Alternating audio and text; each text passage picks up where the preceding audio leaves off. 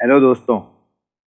इससे पहले वाली वीडियो में हमने इमोशनल इंटेलिजेंस को सीखने के तरीके और विभिन्न विचारकों का जो एआई पर प्रभाव पड़ा उसके बारे में जाना। आज हम जानेंगे भावनात्मक बुद्धिमत्ता व नैतिकता में संबंध। भावनात्मक बुद्धिमत्ता योग्यता व क्षमता है। इसमें अपनी व दूसरों को अच्छे से समझने की प्रवृत्ति होती है, यानी कि व्यक्ति खुद को और दूसरों को भली भांति जानता है। दूसरी ओर नैतिकता का संबंध क्षमता से नहीं होकर इस बात से है कि व्यक्ति अपने कृत्यों में सामाजिक क्षेत्र को कितना शामिल करता है या कितना महत्व देता है और उनके हितों में कितना कार्य करता है। इस नैतिकता का संबंध उसके चरित्र व आचरण से है, ना कि क्षमता से है। कोई भी क्षमता अपने आप में नैतिक अनैतिक नहीं होती। उसकी नैतिकता का निर्णय इस बात से होता है कि क्षमता का प्रयोग किस मंशा या इरादे से किया गया है। इस दृष्टि से देखें तो इमोशनल इंटेलिजेंस का यूज नैतिक भी हो सकता है और अनैतिक भी। उदाहरण के लिए अवसाद से पीड़ित व्यक्ति को समझाना व मोटिवेट करना, किसी व्यक्ति को भावनात्मक रूप से निर्भर बनाकर उसका शोषण करना, यहाँ पे इमोशनल इंटेलिजेंस के साथ अनैतिकता आ गई है। तो सीधे शब्दों में हम कहें, भावनात्मक बुद्धिमत्ता एक प्रकार की क्षमता है, जबकि नैतिकता एक प्रकार का कृत्य है, एक प्रकार का जो है मापदंड है जो भावनात्मक बुद्धिमत्ता को दर्शाता है।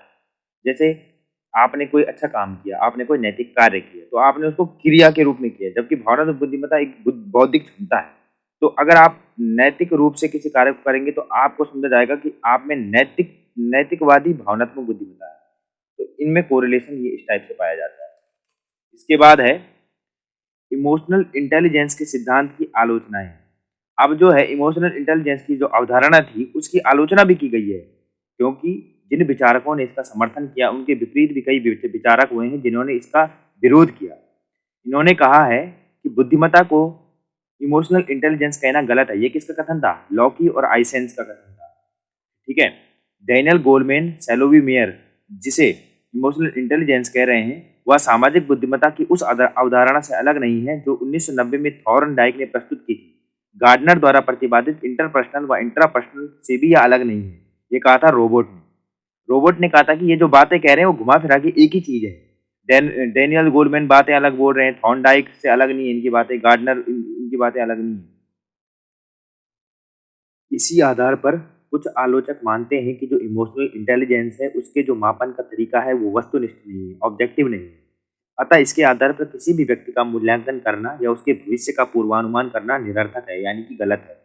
इन्होंने कहा है, मतलब कुछ आलोचक ये भी मानते हैं कि डैनियल गोलमैन ने अपनी थ्योरी बताई है, उन्होंने 5 फैक्टर बताए। सोलोवी मेयर ने अपना मॉडल बताया, रोबोट इनकी अलग विवेचनाएं करते हैं। थॉर्नडाइक ने इंटरपर्सनल और इंट्रापर्सनल रिलेशन से बताया और गार्डनर ने भी इन्हीं के माध्यम से बताया। तो कहीं न कहीं जो है इसका जो मापने का तरीका है वो एक प्रकार नहीं है, तो इसको हम किसी भी व्यक्ति पर लागू नहीं कर सकते। वस्तुतः जिसे इमोशनल इंटेलिजेंस कहते हैं वह एक कौशल है, ना कि एक इंटेलिजेंस है। या सामाजिक कौशल सामाजिक परिवेश से विकसित होता है, इसे इंटेलिजेंस में नहीं रखना चाहिए। कुछ आलोचक ये भी मानते हैं कि जो इमोशनल इंटेलिजेंस है वह कोई इंटेलिजेंस नहीं है, वो व्यक्ति के भीतर एक प्रकार का सामाजिक कौशल है जो व्यक्ति सामाजिक क्षमताओं से अपने सामाजिक परिवेश से सीखता है।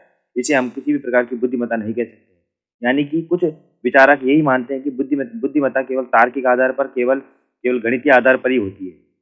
भावनात्मक प्रकार की कोई बुद्धिमत्ता नहीं होती। तो इस प्रकार से हमने बुद्धिमत्ता के सिद्धांतों की आलोचनाओं के बारे में जाना, नैतिकता के संबंधों के बारे में जाना और सिविल सेवाओं में इसके लाभ के बारे में जाना।